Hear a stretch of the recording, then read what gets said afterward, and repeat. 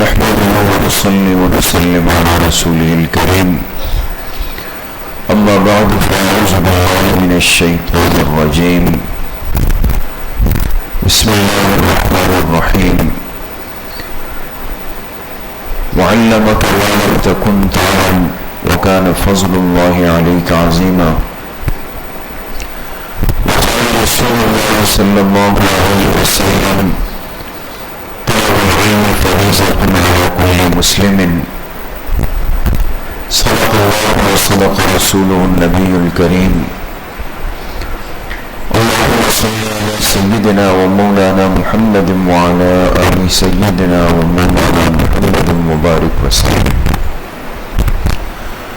اللہ سبحانہ وتعالی کا بہت بڑا کرم اور احسان ہے اس آخری عشرے کے انتہائی بابرکت اور مسنون عمل اعتکاف میں اللہ کی فضل و توفیق سے ہم سب کو بیٹھنا نصیب ہوا. اللہ پاک سب کے بیٹھنے کو اور حاضری کو قبول فرمائے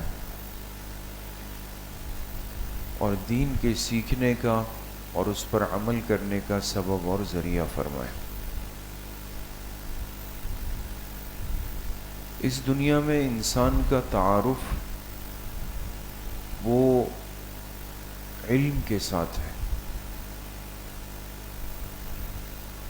اس لیے جب 650 سال حضرت عیسیٰ علیہ السلام کے آسمانوں پر زندہ اٹھانے کے بعد گزر چکے تھے اور اس بیچ میں اللہ پاک نے کسی نبی کو مبعوث نہیں فرمایا. پھر جناب نبی کریم صلی اللہ علیہ وسلم جو آخر الانبیاء ہے، خاتم الانبیاء ہے، آپ کی بعثت ہوئی، آپ تشریف لائے تو وہ جتنی تعلیمات حضرت عیسیٰ علیہ السلام کی تھی وہ سب کی سب محرف ہو گئی تھی، اس پہ غبار آ چکا تھا. عیسائی پادریوں نے، ان کے بڑوں نے اس رخیص دنیا کے لیے اس میں بہت کچھ کیا. اپنا قلم لے کر کے تورات کے، انجیل کے الفاظ میں آیات کے اندر رد و بدل کرتے تھے. اگر کسی نے عیسائی عالم کو بڑا اکرام کیا اور اس سے درخواست کی کہ میری وجہ سے آپ ذرا اس مسئلے کو، اس حکم کو تبدیل کر دیں، تو وہ ایک ہاتھ سے نذرانہ وصول کرتے تھے اور دوسرے ہاتھ سے اللہ کے دین میں اپنے قلم سے تبدیلی کرتے تھے. قرآن اتنی بڑی نعمت ہے دوستو، کبھی انسان سوچے نا کہ ایک زبر زیر پیش مد شد تشدید کسی چیز میں اتنی سی تبدیلی بھی نہیں،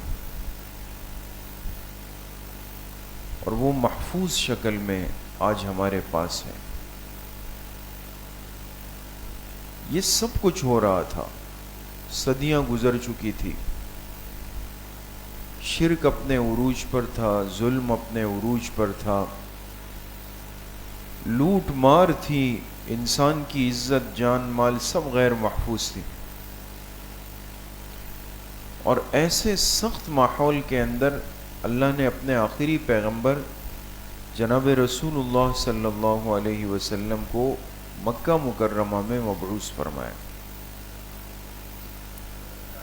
پھر آپ حضرات نے سنا، کل کے خلاصے میں بھی بات ہوئی، اگر آپ کو یاد ہو، کہ سب سے پہلی وحی جو اللہ نے آپ پہ اتاری وہ کون سی صورت تھی؟ سورۃ العلق، اقرأ بسم ربک الذی خلق.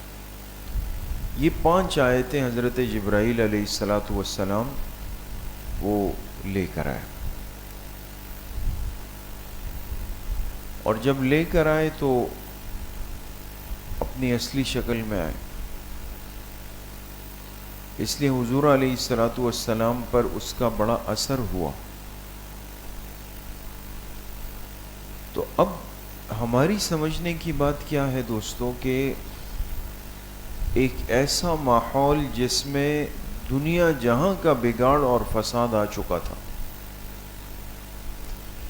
اس موقع پر طویل عرصے کے بعد آسمانی وحی کا تعلق جڑ رہا تھا زمین سے، طویل عرصہ گزرا، پھر دنیا کو موقع مل رہا تھا کہ یہ اپنی اصلاح کر لے اور اس کی بنجر زمین دوبارہ زرخیز ہو جائے۔ تو اب جو حکم آ رہا تھا اس کی طرف توجہ تھی کہ اب اللہ پاک اصلاح انسان کے لیے کیا بات ارشاد فرماتے ہیں۔ تو حکم آیا اقرأ بسم ربک الذی خلق، پڑھیے اپنے اس رب کے نام سے جس نے پیدا کیا، پڑھیے، اقرأ پڑھیے، قرات کا پڑھنے کا حکم آیا۔ تو علماء نے لکھا کہ عقل تو یہ کہتی تھی کہ سب سے زیادہ ناراض اللہ پاک شرک سے ہوتے ہیں، اس لیے مشرک کی مغفرت نہیں۔ تو پہلی وحی آتی تو توحید کی آنی چاہیے تھی، عقیدہ توحید کی، لیکن یہ کہ توحید کی وحی نہیں آئی بلکہ علم کی وحی آئی کہ سیکھے، پڑھیے۔ اس کی وجہ کیا ہے؟ اس کی وجہ یہ فرمائی کہ جب علم الہی انسان کی طرف متوجہ ہو جاتا ہے تو پھر ظاہر اور باطن کی ہر خرابی کا علاج شروع ہو جاتا ہے۔ یہ اللہ پاک نے اشارہ دیا دوستو، علم کے اندر یہ طاقت ہے، یہ برکت ہے، یہ نور ہے کہ وہ صدیوں کے بگڑے ہوئے ماحول کی اصلاح کر سکتا ہے۔ اس لیے آپ علیہ الصلوۃ والسلام پر پہلی وحی اللہ پاک نے علم کی اتاری۔ تو علم بنیاد ہے، اور علم کے بغیر انسان ایک قدم چل نہیں سکتا۔ اور آپ حیران ہوں گے کہ قرآن کریم میں سورۃ المائدہ میں اللہ پاک نے ایک ایسے جانور کا تذکرہ فرمایا جو نجس اور ناپاک ہے، یعنی کلب کا، کتے کا تذکرہ ہوا۔ اب کلب ناپاک ہے، نجس جانور ہے، آپ سب جانتے ہیں۔ یہ اگر کسی برتن میں منہ مار دے تو برتن ناپاک ہو جائے گا، اتنا ناپاک ہوگا کہ وہ عام ترتیب سے دھونے سے اب پاک نہیں ہو، بلکہ اس کو 7 مرتبہ دھونا پڑے گا، 8ویں مرتبہ مٹی سے مانجنا پڑے گا۔ حالانکہ عام ناپاکی اگر برتن میں گر جائے تو ایک دفعہ بھی اگر پانی بہا دے اور وہ دھل جائے تو ختم، سب مسئلہ صاف ہو جائے۔ لیکن کتے کی نجاست کو اتنا نجس العین فرمایا کہ 7 مرتبہ دھوئیں، 8ویں مرتبہ مٹی سے اس برتن کو مانجیں، اس کے منہ میں اتنے جراثیم۔ لیکن آپ غور کریں کہ اسی جانور کا تذکرہ اللہ پاک نے کیا اور فرمایا وَمَا عَلَّمْتُم مِّنَ الْجَوَارِحِ مُكَلِّبِينَ تُعَلِّمُونَهُنَّ مِمَّا عَلَّمَكُمُ اللَّهُ۔ ایک عام کلب ہے، عام کتا ہے، اور ایک وہ کتا ہے جو سدھایا ہوا ہے، سکھایا ہوا کتا ہے۔ آپ نے سنا ہوگا کہ بعض شکاری ہوتے ہیں، شکار کے جو شوقین لوگ ہوتے ہیں، ایک شکار خود کیا جاتا ہے، ایک بندوق کی گولی سے کیا جاتا ہے، ایک کے لیے اس جانور کو بنایا تیار کیا جاتا ہے۔ لہذا شکار نظر آیا تو اس کو چھوڑ دیا جاتا ہے، یہ جا کے دوڑتے دوڑتے دوڑتے جا کے اس شکار کو پکڑتا ہے۔ اب غور کریں دوست، یہ جانور اگر برتن میں منہ مار دے تو کتنی دفعہ دھونا ہے؟ 7، 8ویں دفعہ مٹی چاہیے۔ لیکن یہی جانور ہے، اگر اس کو سکھایا جائے، اس کو تعلیم دی جائے، وَمَا عَلَّمْتُم مِّنَ الْجَوَارِحِ، اور جو تم سکھا دو اپنے اس کتے کو، اس جانور کو، اس کی تربیت کر لو، اور سکھانے کے بعد اس کو شکار پہ چھوڑ دو، اور یہ جا کے دوڑ کے اس شکار کو پکڑ لے، تو آپ بتائیں دوستو یہ اس شکار کو جسم کے کون سے عضو سے پکڑتا ہے؟ منہ سے پکڑتا ہے، منہ سے پکڑ کے پھر اس پر بیٹھ جاتا ہے، تو اس کی گردن دبوچ لیتا ہے۔ تو برتن میں اگر اس نے منہ مارا وہ ناپاک ہوا، اور جس شکار کو اس نے پکڑا منہ سے، تو ظاہر کے اعتبار سے اب وہ پاک ہونا چاہیے، وہ بھی ناپاک ہو گیا، گندا ہو گیا، لیکن ایسا نہیں۔ شکاری کتے کا کیا ہوا شکار بشرطے کہ وہ معلم کلب ہو، سکھایا ہوا کلب ہو، اس کو تعلیم دی گئی ہو شکار کی، اگر اس نے شکار منہ سے پکڑا اور پھر آپ کے پاس لے آیا تو اس شکار کو کھانا استعمال کرنا بالکل حلال ہوتا ہے۔ یہ فرق کیوں آیا دوست؟ اس لیے ہماری فقہ کی کتابوں میں یہ طلبہ پڑھتے ہیں ہمارے مدارس میں، جو لفظ استعمال ہوا کلب معلم، کلب غیر معلم، یعنی بعض دفعہ ایک بطور مزاح کے اساتذہ ترجمہ کرتے ہیں تعلیم یافتہ کتا اور غیر تعلیم یافتہ کتا۔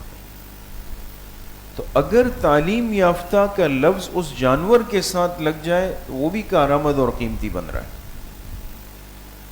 اس کا شکار حلال ہو رہا ہے، بشرطے کہ آپ نے اس کی تربیت کی ہو، اس کو آپ نے سکھایا ہو۔ اب رہی یہ بات کہ بھئی یہ ہمیں کیسے پتہ چلے گا کہ اس کو تربیت شکار کی ہوئی یا نہیں ہوئی، تو اس کے پھر فقہا نے اس کی شرائط لکھی ہے کہ اس کو سکھایا جائے اور پھر اس کو بھیجا جائے۔ یہ اگر جا کے اس جانور کو پکڑ کے اس میں سے خود تھوڑا سا کھا لے، باقی اپنے مالک کے لیے رکھے، لیکن پہلے خود اس نے اس کا مزہ چھکا ہے، تو یہ کلب معلم نہیں۔ اور اگر اس نے جا کے اس شکار کو پکڑا لیکن صرف پکڑا، باقی اس کے جسم میں سے کچھ بھی نہیں کھایا، تو اس کا مطلب یہ کیا ہے؟ کیا ہے؟ معلم ہے، لیکن یہ ایک دفعہ میں نہیں بنے گا معلم، 3 دفعہ میں۔ ایک دفعہ ہو گیا، پھر دوسری دفعہ آپ نے بھیجا، پھر اس نے واقعی اس طرح اس جانور کو نہیں چھیڑا، پھر تیسری دفعہ، 3 دفعہ اگر یہ شکار کیے ہوئے جانور کو پکڑے، خود نہیں کھائے، حالانکہ یہ وہ جانور ہے جو سب سے زیادہ دوسرے جانوروں کو متاثر کرتا ہے، 3 دفعہ کے امتحان میں یہ کامیاب ہوگا، تب اس کو کلب معلم کی ڈگری ملے گی۔ اور اگر اس نے ایک دفعہ کیا امتحان پاس، دوسری دفعہ میں کچھ کھا لیا، تو پھر فیل ہو جائے گا، پھر دوبارہ سے اس کو پرانی کلاس میں بٹھائیں گے، 2 دفعہ کے بعد یہ خرابی کی تو پھر دوبارہ ریپیٹ کرے گا۔ آپ اندازہ لگائیں اس سے کہ معلم چاہے انسان بنے یا جانور بنے، اس کے لیے ایک پورا نظام ہے۔ یہ مسئلہ دوستو کچھ سمجھ آیا آپ حضرات؟ نکتے کی بات یہ سامنے آ گئی کہ علم وہ نعمت ہے کہ اگر وہ ایک جانور کے ساتھ جڑ گئی، اور جانور بھی عام نہیں، نجس جانور کے ساتھ، اس کو بھی کارآمد بناتی، قیمتی بنا دیتی۔ تو یہ علم اگر انسان جو اشرف المخلوقات ہے، اگر اس کے ساتھ یہ نعمت جڑ جائے تو اس انسان کا کیا مقام ہوگا دوست؟ کتنا بڑا مقام ہوگا۔ اسی لیے تو اس امت کے علماء کے لیے کیا فرمایا؟ العلماء ورثۃ الانبیاء، کہ علماء وہ انبیاء کے وارث ہیں. وَإِنَّ الْأَنْبِيَاءَ لَمْ يُوَرِّثُوا دِینَارًا وَلَا دِرْہَمًا. اور انبیاء اپنی میراث میں درہم دینار دنیا کا مال چھوڑ کے نہیں جاتے. انما ورثوا العلم، انبیاء کی میراث میں علم پیچھے رہ جاتا ہے. فمن اخذہ اخذ بحظ وافر، جس نے اس میراث کو لے لیا تو اس کو بہت بڑا حصہ مل جائے گا. تو انبیاء کی میراث علم ہے دوستو، درہم اور دینار نہیں ہے. لہذا کوئی نعوذ باللہ یہ کہے کہ پیغمبر علیہ الصلاۃ والسلام کی میراث تقسیم نہیں ہوئی یا صحیح تقسیم نہیں ہوئی، یا آپ کی بیٹی کو ان کے حق سے محروم رکھا گیا، تو پیغمبر کے میراث میں تو مال ہے ہی نہیں. بات سمجھ گئے دوستو؟ علم ہے. دین کا بنیادی اور ضروری علم، بنیادی اور ضروری علم وہ حاصل کرنا ہر مسلمان پہ فرض ہے. اور دین کا تفصیلی علم وہ اس امت کے لیے فرض کفایہ ہے. سمجھ رہے ہیں دوستو؟ بنیادی اور ضروری علم فرض عین ہے، تفصیلی علم فرض کفایہ ہے. فرض عین کا مطلب یہ ہے کہ اگر اس درجے کا علم بھی میرے پاس نہیں ہے تو میں گناہگار ہوں. لہٰذا اگر ایک انسان عاقل بالغ ہو جائے لیکن اس کو وضو کرنا نہیں آتا تو یہ گناہگار ہوگا نہیں ہوگا؟ یہ گناہگار. سمجھ گئے دوست؟ ایک مسلمان 15 16 17 سال کا ہو جائے لیکن خدا نخواستہ رمضان کے فرض روزے نہیں رکھتا اور کھانا پینا کر رہا ہے. اس سے پوچھا گیا بھئی آپ کیا کر رہے ہو؟ کہا جی کھانا کھا رہا ہوں. وہ روزہ؟ تو کہا کبھی رکھ لیتے ہیں کبھی چھوڑ دیتے ہیں. بھئی چھوڑ کیسے دیتے ہو؟ کہا تو اس میں تو اختیار ہے، مرضی ہے. معلوم ہوا کہ اس کو یہ علم نہیں ہے کہ روزہ فرض عین ہے، اس کو اس کا علم نہیں ہے. تو یہ بندہ روزہ چھوڑنے کا تو گناہگار ہے لیکن علم کے فرض عین کے نہ جاننے کا بھی گناہگار ہے. ایک فرض عین ہے، ایک تفصیلی علم ہے، باریک علم ہے، جس کے لیے ہم بڑوں کے پاس جاتے ہیں کہ جی میں نے اس طرح کیا، اس طرح کیا، اس طرح کیا، اس طرح کیا. وہ آپ کو پھر ساری ترتیب بنا کے دے دیتے ہیں کہ بھئی یہ ہے. تو اب جو باریک مسائل ہیں، گہرے مسائل ہیں، ڈیپ کے مسائل ہیں، وہ فرض کفایہ ہے. امت کے پاس اگر اتنے علماء موجود ہیں کہ جو امت کو مسائل بتا سکیں گے تو ہم سب کی ذمہ داری ساقط ہو گئی، ختم. لیکن فرض عین میں ذمہ داری ختم نہیں ہوتی. اب وہ ضروری علم ہمیں حاصل کرنا ہے اور ہر حال میں حاصل کرنا ہے، سیکھنا پڑے گا. اس کے بغیر ہمارا گزارا نہیں ہو سکتا دوست. اور اس کے حاصل نہ کرنے کے جو نقصانات ہیں وہ آج ہم اپنی آنکھوں سے دیکھ رہے ہیں، اس کا مشاہدہ کر رہے ہیں اور سب چیزیں واضح طور پہ نظر آ رہی. لہذا حلال کو حرام، حرام کو حلال، جائز کو ناجائز، ناجائز کو جائز، یہ چیز گویا کہ ایک اہمیت کی حامل ہے ہی نہیں آج دنیا کے اندر. لہذا لوگ گانے بھی سنتے ہیں اور اس کے لیے دلائل بھی ڈھونڈتے ہیں. دلائل.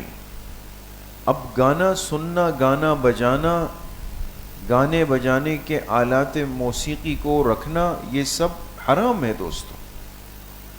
حدیث پاک میں آتا ہے آپ علیہ السلام نے فرمایا مجھے اللہ نے ان آلات کو توڑنے والا بنا کر بھیجا ہے، میں اس چیز کو ختم کروں گا. آج تو لوگ اس کو سجاتے ہیں، بجاتے ہیں، لگاتے ہیں، رکھتے ہیں، اہتمام کرتے ہیں. تو ارے بھئی یہ کیا ہو رہا ہے جی؟ یہ تو ریاضت کرتے ہیں، ہم تو محنت کرتے ہیں، اس پہ ہم مشق کرتے ہیں. اس کو باقاعدہ ایک فن کا نام دیا. تو حرام چیز ہے لیکن اس کے لیے دلائل ہوتے ہیں، ڈھونڈے جاتے ہیں.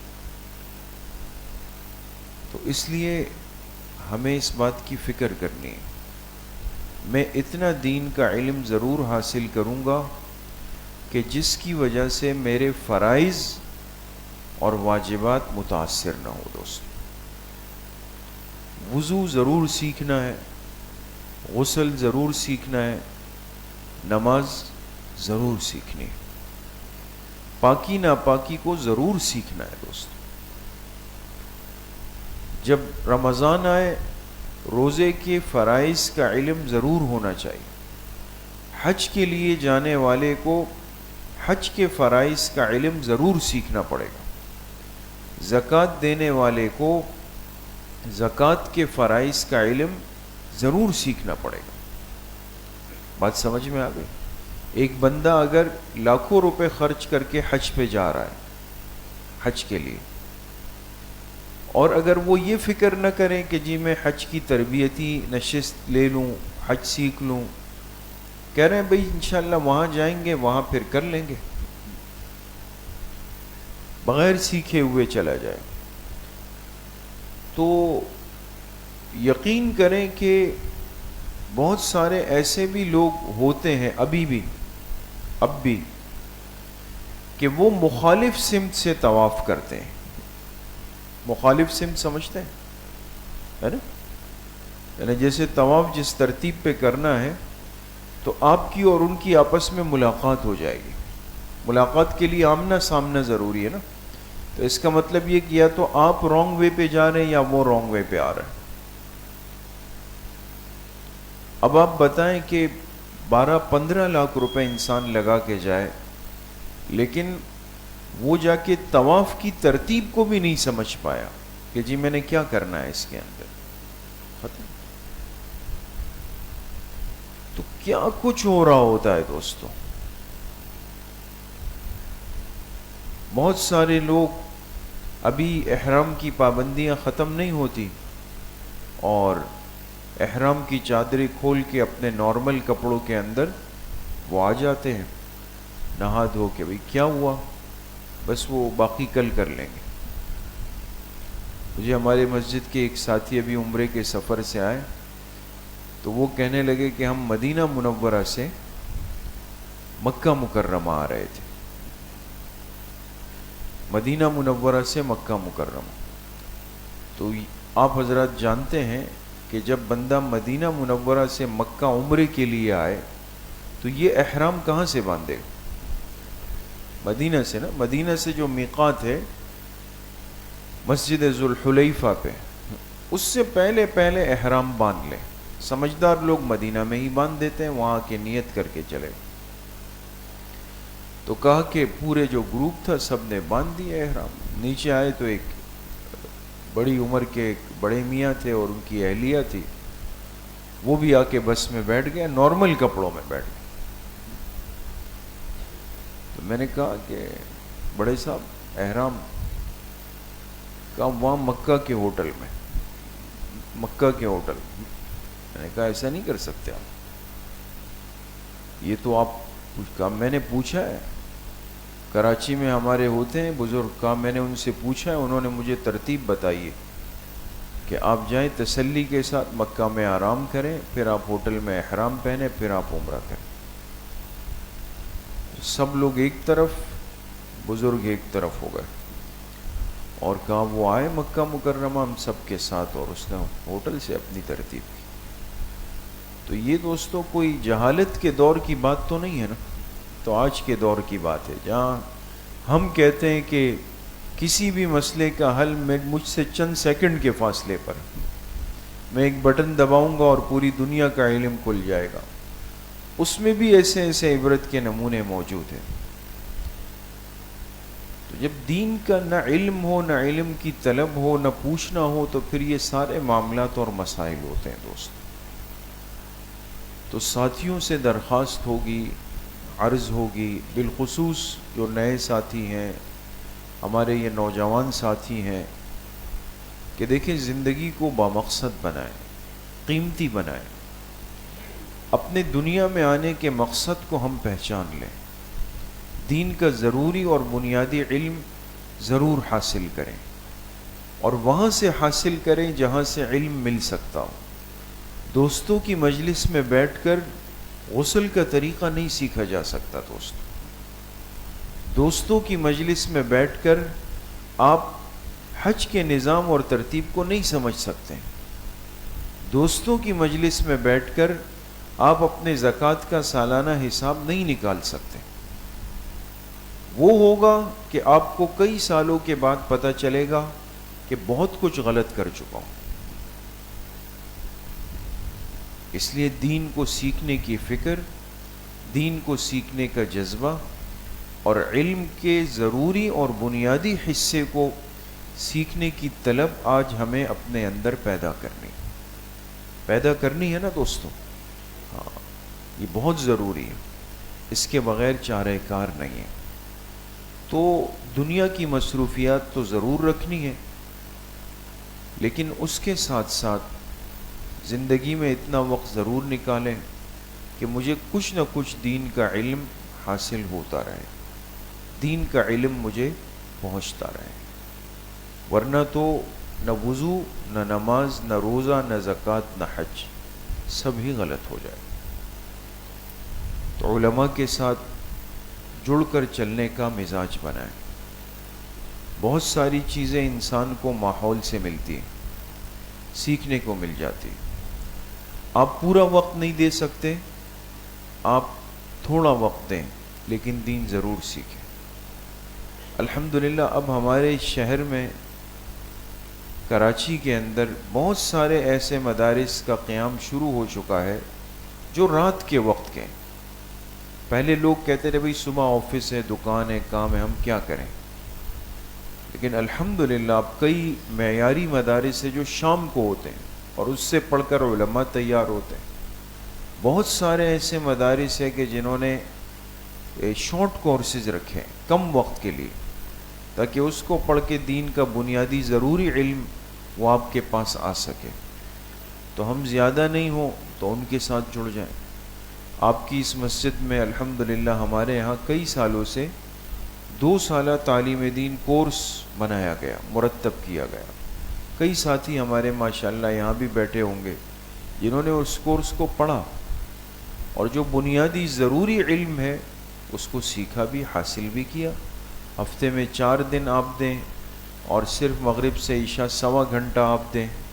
اگر یہاں نہیں آ سکتے، بہت مصروف ہے، آن لائن کی ترتیب بھی ہوتی ہے، باقاعدہ اس کی کلاسز ہوتی ہے، بھیجی جاتی ہے. کرنے کو سب کچھ ہے دوستو، ترتیبیں سب علماء نے بنائی ہے، لیکن ہمیں تھوڑا سا وقت نکالنا پڑے گا. تو کون کون نیت کرتا ہے؟ انشاءاللہ سب کرتے ہیں. اللہ پاک مجھے بھی آپ سب کو صحیح عمل کی توفیق نصیب فرمائے. وآخر دعوانا ان الحمدللہ رب العالمین. الحمدللہ رب العالمین والصلاة والسلام علی سید الانبیاء والمرسلین سیدنا و مولانا محمد وآلہ واصحابہ.